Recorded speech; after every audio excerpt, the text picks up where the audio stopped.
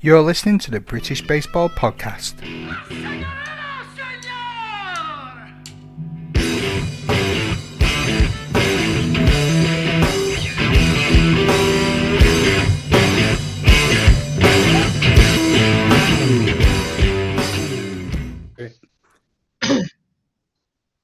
Joining me this week from his very own dungeon is John Baxendales, your favourite umpire and mine. John, how's things? Hello, Matt. Yeah, all good, man. Good stuff. And we're just going to do some nice little conversations to wrap the year up with and just talk to some people who want to come on the show and talk about their 2023. And it's fair to say that you probably had one of the most eventful 2023s that we can remember. So, John, how has your 2023 been? I think a lot of people know how a lot of it's gone. It seems to become a bit of a media darling throughout the course of the year. I'm not going to lie to you, mate. I'm pretty upset that you're not wearing the outfit today. I think once in a year is enough for everybody. It's chaotic, surreal, really enjoyable. What a great load of fun. And it's only just getting going by the look of things. Indeed. So let's go back to probably the highlights that people remember for now is when you and Blease ended up going to the World Baseball Classic. So that happened really quick from my memory. We were just chatting one day and then the next thing you know, there were flight books and you're off to Arizona. What are your memories of the whole lead up to it and then actually going to it? So I think it all started with the qualifier, and we were everyone was tuned in and kind of getting more and more into it, and obviously fantastic result, amazing work by Drew and all the coaches and especially the players. And then I can't remember where we were. I've met up with Blease at some point, and I just said to him, "Oh, what do you reckon? Do you want to go?" And he was like, "Oh no, I don't think we can afford it. I don't think we can afford it." And I was like, "Yeah, but if we looked at it." And the more and more we talked about it, it was like, you know what, it's only ever going to be the first time they get there once. And we just decided that, for what it was, we had to be there. Obviously, we've been to Phoenix before when we've been out there playing a few years before. So we knew the area. So we started looking. First thing we did was get some flights booked because they were going up by the day. And then we had a bit of a battle as such for accommodation. I had a really nice little apartment booked, and the guy messaged me just to find out what we were coming out for, and I foolishly told him. And the next day, lo and behold, I get a message from booking.com saying that the booking's been cancelled. Unfortunately, they double booked. And a few weeks later, I went back on, and it was more than 4 times the price. So the guy stitched me up big style there, but we managed to get a little apartment, little flat, and we stayed there. It was awesome.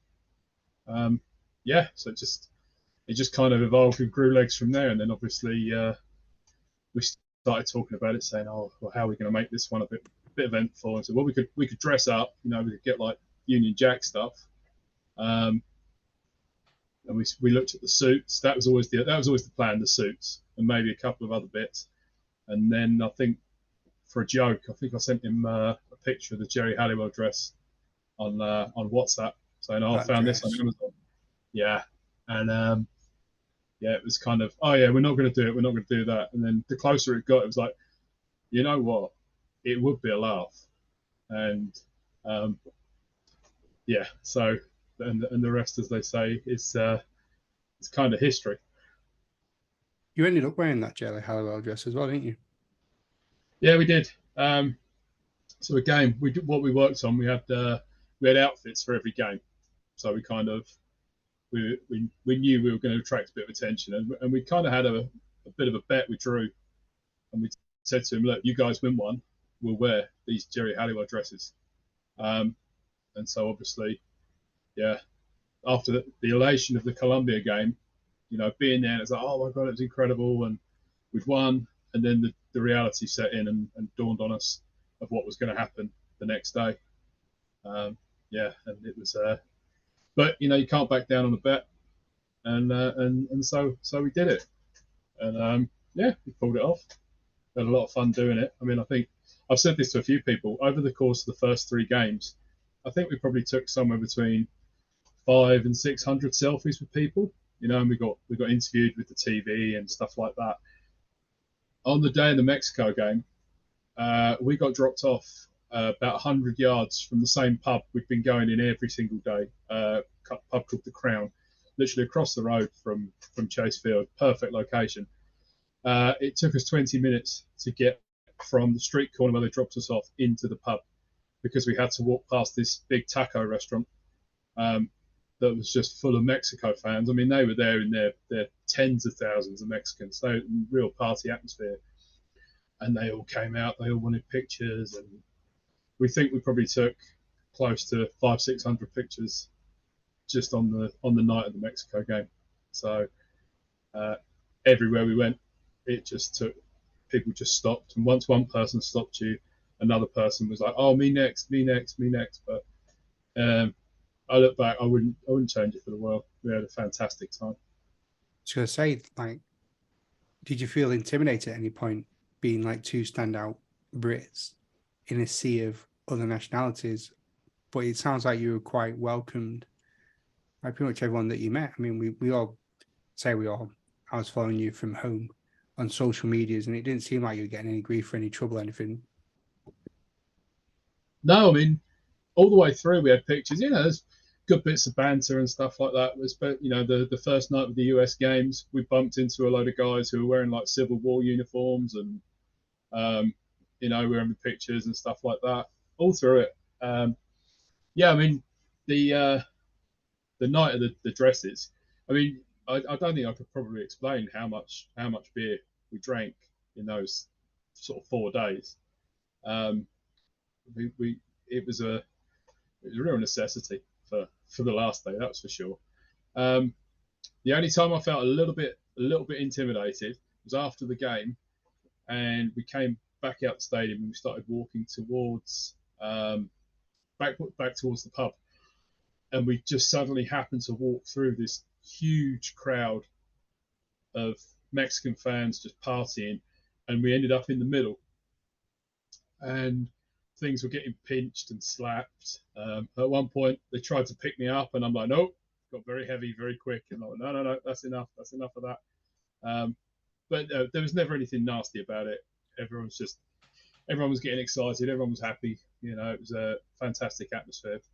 The WBC is amazing. It really is. The whole atmosphere, the whole time, fantastic.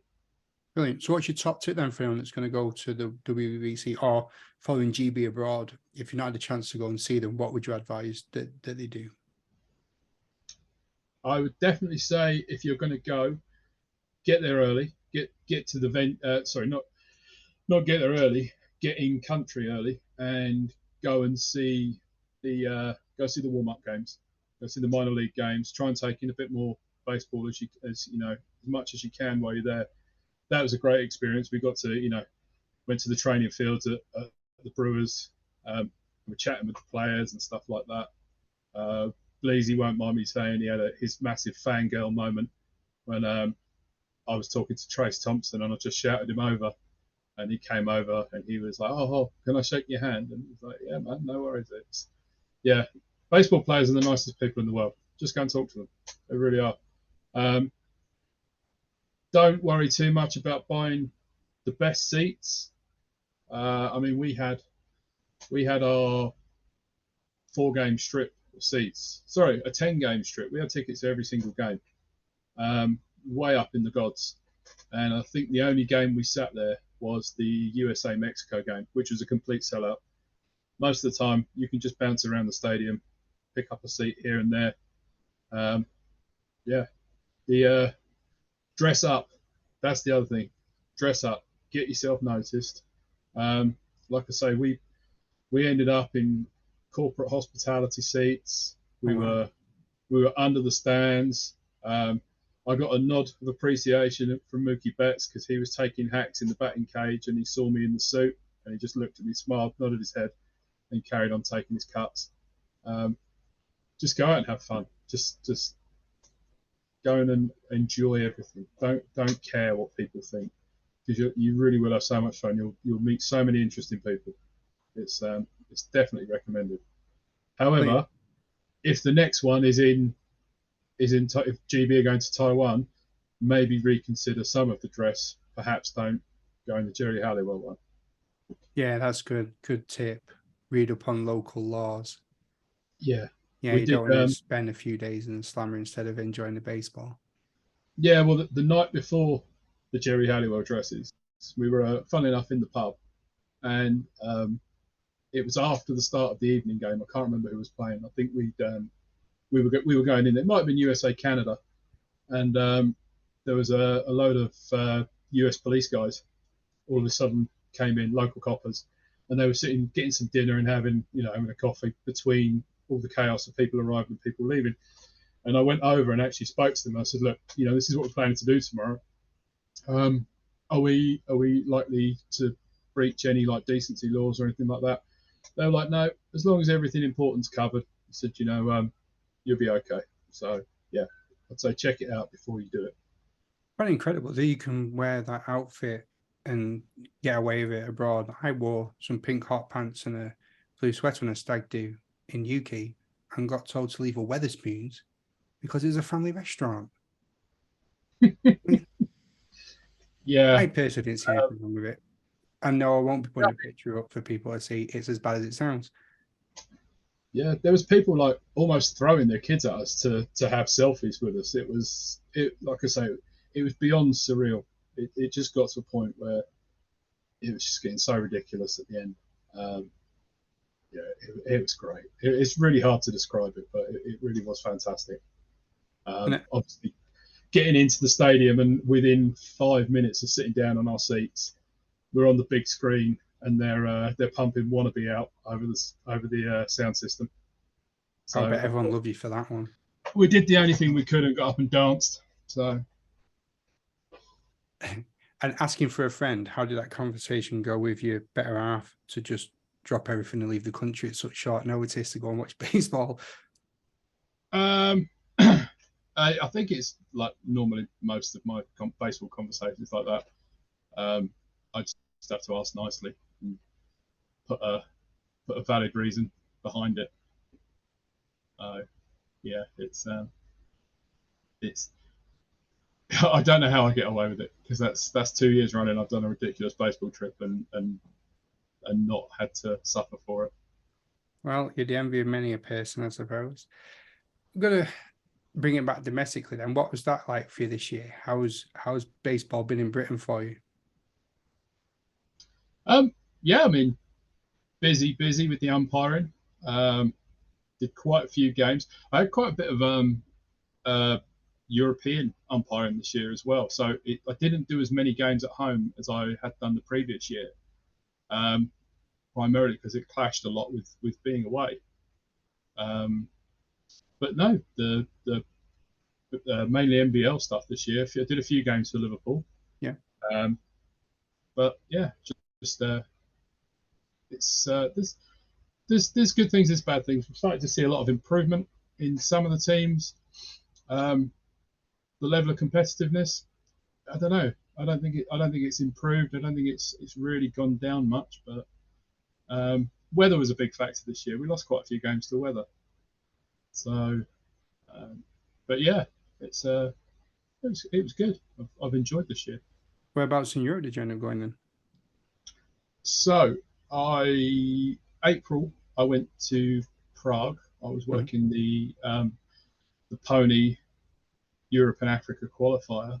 So that was U14 and U16. That was fantastic. The facilities out there are just incredible. That was 5 days out there. That was good.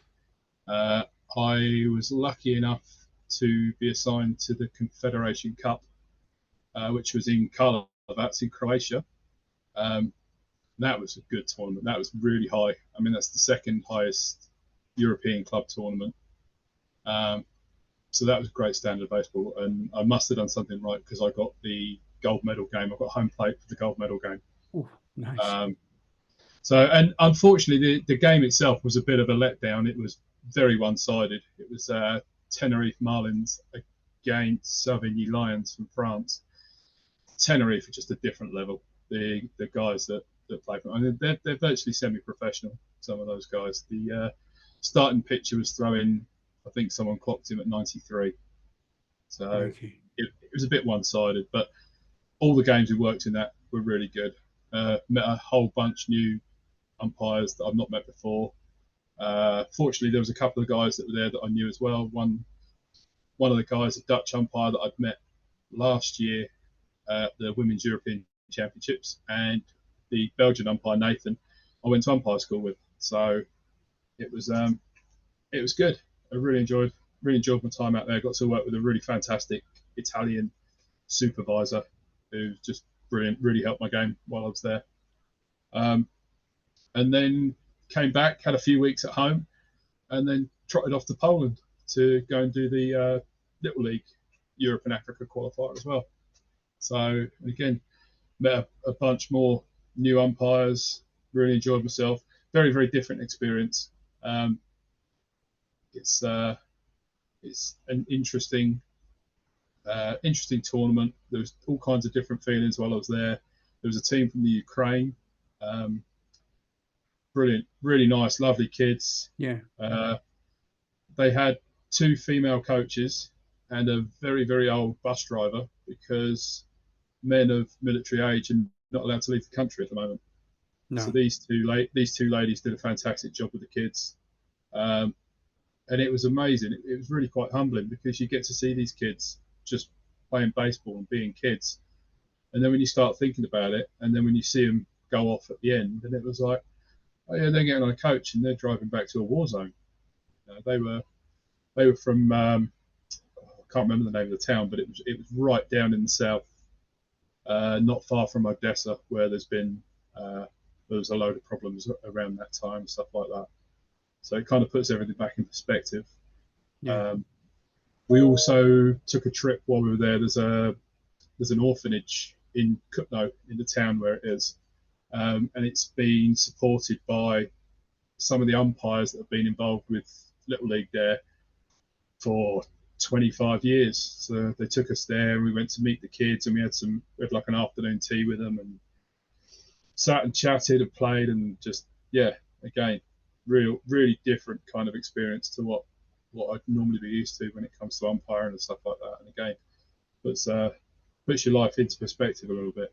Yeah, I was going to say, what was that like when you got back home? Did you need like a couple of days to sort of remove yourself from it? And I think because it's not a scenario I can ever picture myself being in, but then you never really know what happens until you're confronted with it, and to sort of think about what they were going through and the escape that the baseball was giving them, and then, like you said, then going back to a war zone, it must have been really hard to sort of, what can I say? It must have been a difficult thing to process, especially being a dad as well.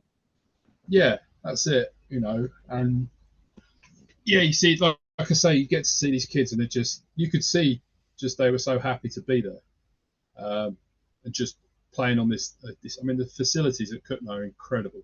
The field is superb. It really is. And yeah, just being able to just hang out with a load of other kids. I think there was teams from 7 or 8 nations. I can't remember exactly now. But they were getting to hang out with each other, just play, and just do all sorts of just normal kid stuff. And yeah, and you come back, and it does weigh on your mind a little bit. It takes a bit to kind of process it all and put some kind of almost like trying to put some kind of justification, but just trying to reason with it all. It's a tough one. Yeah. Yeah, John, I'm just wondering about, you talked about those kind of 3 different places that you had that experience of working. Was there any particular things that you identified that you thought, oh, we could be doing that? It's easy to implement. Particular things you get. Obviously, you're building your experience, and you're obviously going to different countries. They've probably got some really subtle, different ways of doing things that you could, incorporate into what we're doing here in the United Kingdom? I mean, the biggest difference in all of those places is the whole kind of around the clubs, around the facilities. They have huge communities involved in the clubs. A really good example. So when we were in Karlovac in Croatia, there was 3 games a day, and I think the evening game was due to start at 5 o'clock. About 3 o'clock, 3:30, we just had this monumental downpour, like absolutely chucking it down. I was where we were staying, we're about a 20-minute walk from the field. So quite often, if I had a morning game then an evening game, I'd walk backwards and forwards. So I'd walk back to the field, and I'm walking towards it. I'm just like, oh, there's no way we're playing. Get to the field, the infield is underwater. It's like, there's no way we're going to play this game. Rain stops, sun comes out. All of a sudden, there's like 30 people on the field.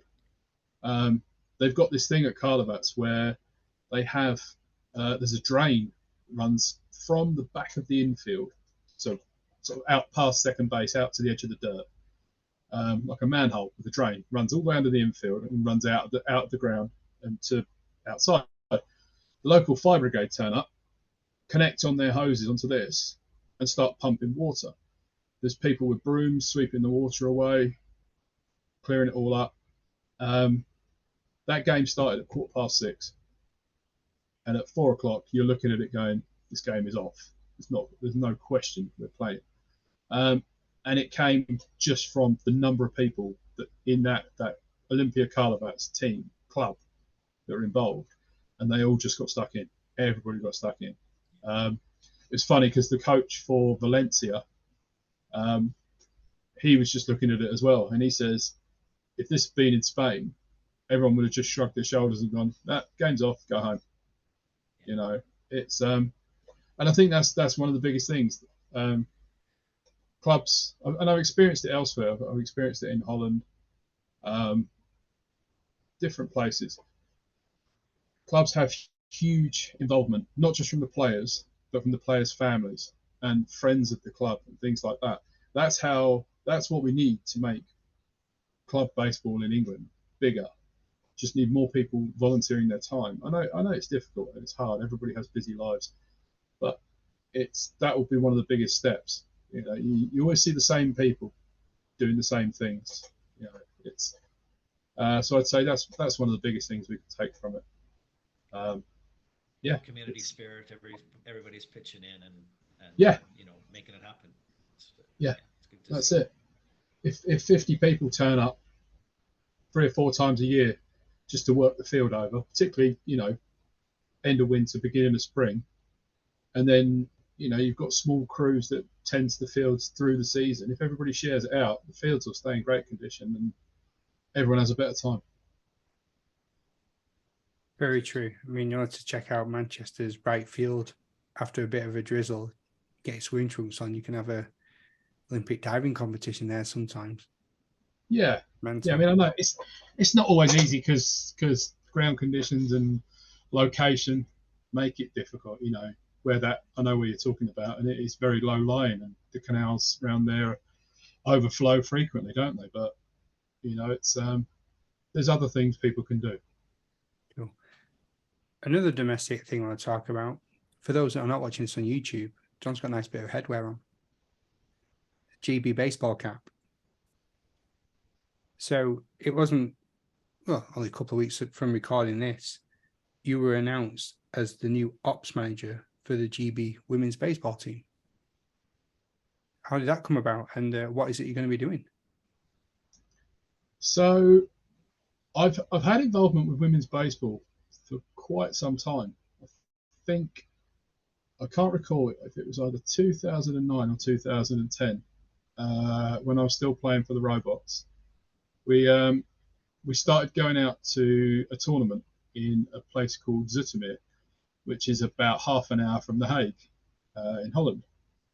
And it was either the second or third time we'd been, and all of a sudden the Netherlands women or the Netherlands ladies baseball team They were there playing at the tournament.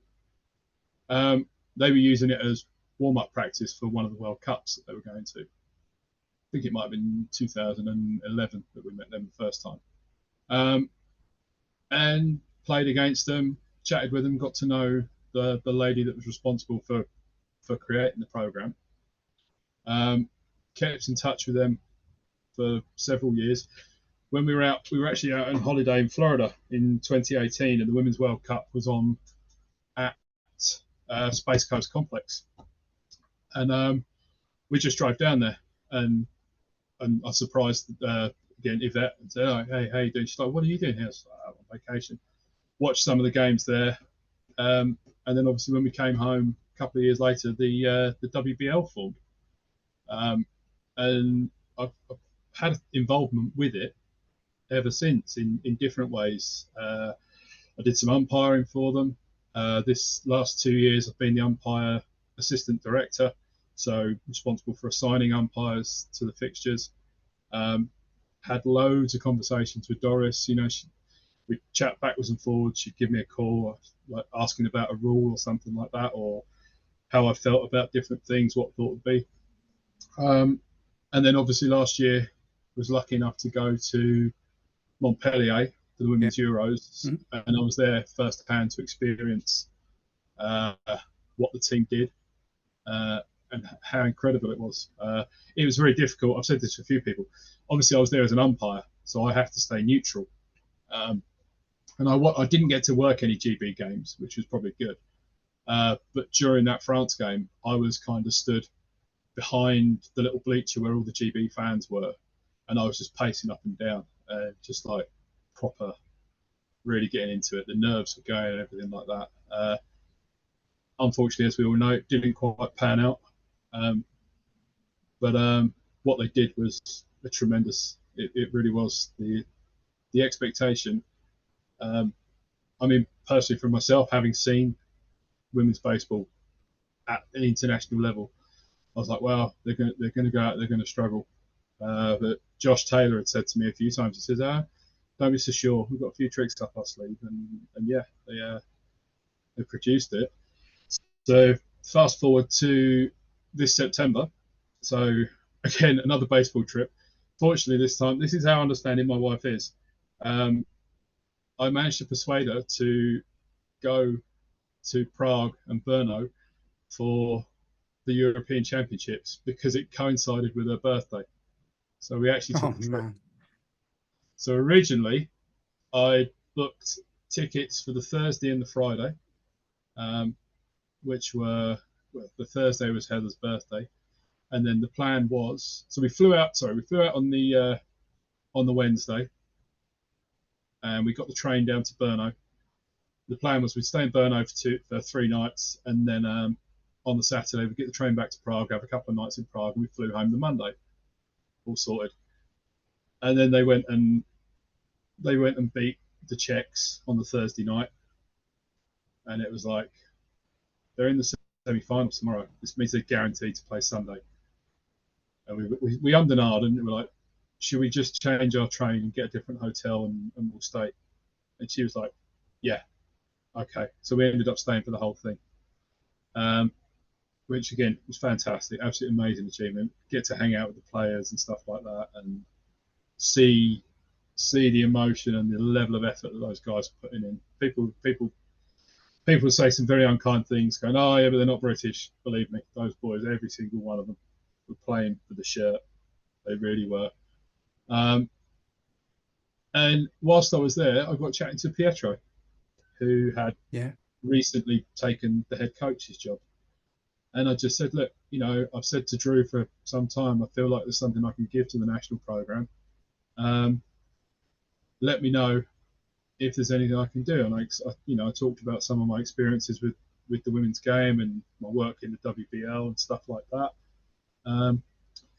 And the conversation continued when we got home, and then he said to me, look, I've got all my coaching roles filled, but we're looking for an ops manager. How does it sound? And I was like, absolutely. Yeah, I'd love to do it. It fits in quite nicely with my work. A lot of the stuff I'm doing is very similar to what I do at work as far as logistics and coordinating things. So, yeah. And it's been a month or so of pure chaos. I'm so busy. I'm constantly emails. We have about 9 different WhatsApp groups that I'm involved in, trying to organise training venues, trying to make sure everybody's in the right place at the right time, looking for stuff for next season. We're currently planning a tour, which I won't go into too much at the moment. But yeah, and I'm loving it. It's brilliant. We had our first 2 indoor training sessions this weekend just gone, hence why I didn't go to the Bolton game. So we were in Leicester on Saturday evening and then back down in Surrey on Sunday. And I can tell you they are a very, very special group of people. The effort levels, the commitment is just off the scale. Like I say, I've seen some of these people through the league and things like that, and they are working so hard. They're not just working hard in training; they're doing all their own work as well, at home, with their own clubs. They're constantly chatting to each other. There's videos flying around on the WhatsApp groups of, I've seen this drill, we should try this, and I've seen that, and someone sent this through. Yeah, incredible bunch, and I'm really glad to be on the ground floor because they are going to do something special. We've got 18 months, maybe 20 months till the next Euros. It was meant to be next year, and they moved it to come in line with the World Cup and things like that, which was disappointing. But at the same time, it gives us that extra bit of time to prepare. And I tell you what, they are going to make the world pay attention. They really are. Indeed. Through chatting with some of them, I know exactly what you mean when you're talking about a special group of people and also the determination levels. It's a different level. Different level, like you're saying. It's like an intensity that's going to make people sit up and take notice, like you said. So I'm very wary that we have a couple of minutes before you need to scoot. We were supposed to be joined by Coach Jonathan Crammon on his holiday in Nicaragua. He actually called into the chat. He was sat in a baseball stadium watching a game. So it was too noisy and the Wi-Fi kicked him out. But he did text me to say, hello. Well, there's more. What outfit will you be wearing when GB Under-23s win a game in the Under-23 World Cup in China in 2024? Oh, no, I guarantee I won't be there. That's one thing for sure. And even more, if I did manage to get there, I would definitely not be wearing a dress. I don't know. I'll have to have a think. It's but again, another special group of guys, really, really good players. So several of those players were in the from the U23s were in the full squad for the Euros. Yeah, again, keep an eye on those guys because 5-6 years time, LA 28, they are going to be hitting their peak. They're going to be a force to be reckoned with as well. I'll have to come up with something clever. I'll confer with Bleasy, see what his thoughts are on it. I'm pretty sure the community will have some ideas for you. Oh, maybe you can start a poll, Matt. Get people to send their ideas in and then vote on one. I want to find some designers, like some university graduate that's looking for some practice bodies to do some fashion modeling design work on. You're going to be perfect for that. Get you kitted out in something nice. Yeah, I'm sure it will be.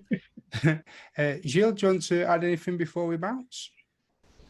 No, I've really enjoyed having the opportunity to hear what you've been up to, and hope that next year is more of the same. So thank you very much.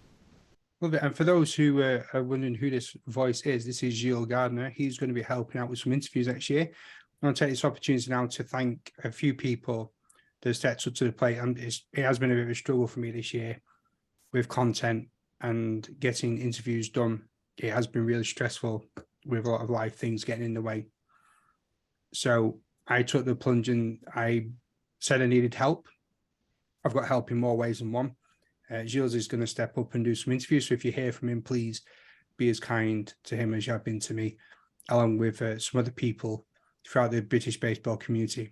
With this being a community podcast, you know, I want to give everyone the opportunity to come on and interview people that they want to. So just get in touch if you think there's somebody there you want to have a chat with. You're more than welcome to join us on the chat. If you want to arrange an interview and talk to someone yourself, just let me know. Let me see what I can do to help you out. I'll make that happen. John, you need to go. Bugger off. Well, one last little thing. Go on then, since it's you. So since I've been in so many of these WhatsApp groups, the team will all vouch that I've been. It was supposed to be a dad joke of the day, and I've had to. It slipped a bit. There are a couple of days that I've missed, but I get mixed reactions from these jokes. Obviously, I'm significantly older than most of the players, but I'm not going to hold that against them. But my favourite one, and one of the ones that I think has had the most reaction, and it is a good one. So I'll leave you with that. And it's a sheep, a drum, and a snake all fall off a cliff. You're the worst. I think it's brilliant. I don't know what to say. I can just see you shaking your head. But that joke was terrible. It was supposed to be terrible. Right. I love you all and leave you all. Thank you very much again for your time. And thank you all again for listening and tuning in. Don't forget, let your friends know. Tell them where they can find it. If you don't know how to find a podcast now, you're doing something wrong. But I'm sure there'll be plenty of home devices you can talk to find this show. All the best, and I'll see you all soon. Take care.